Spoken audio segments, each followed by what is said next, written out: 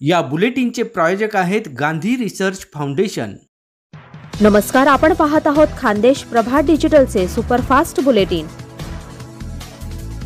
शेततळ्याच्या कामाचा मक्ता मिळवून देण्यासाठी 45 लाख रुपयांची फसवणूक केल्याचा आरोप करणारे कंत्राटदार अजय वढे यांना सेवानिवृत्त अभियंता व्ही.डी. पाटील यांच्या नावाने धमकावण्याचा प्रकार समोर आलाय।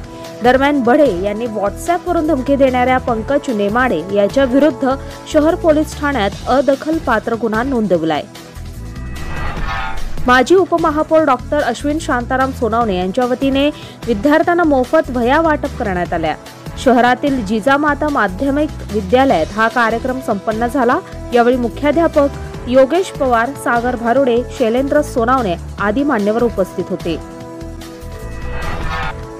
पारोळा येथील बोहरा सेंट्रल स्कूल मधील हिंदी विषयाचे शिक्षक डॉक्टर प्रदीप कुमार कळसकर यांना राष्ट्रीय शिक्षा रत्न पुरस्काराने नुकतेच सन्मानित करण्यात आले।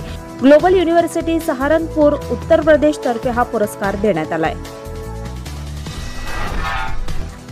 मेहरुण मधील संत ज्ञानेश्वर विद्यालयातर्फे आषाढी एकादशी निमित्त दिंडी काढण्यात आली आहे। विठ्ठल नामाचा गजर करत वृक्षारोपणाला मदत व्हावी यासाठी बिया वाटून पर्यावरण संरक्षणाची जनजागृती करण्यात आली आहे। यावेळी विद्यार्थ्यांनी विठ्ठल रुक्मिणी व संतांच्या आकर्षक वेशभूषा करून सर्वांचे लक्ष वेधून घेतले।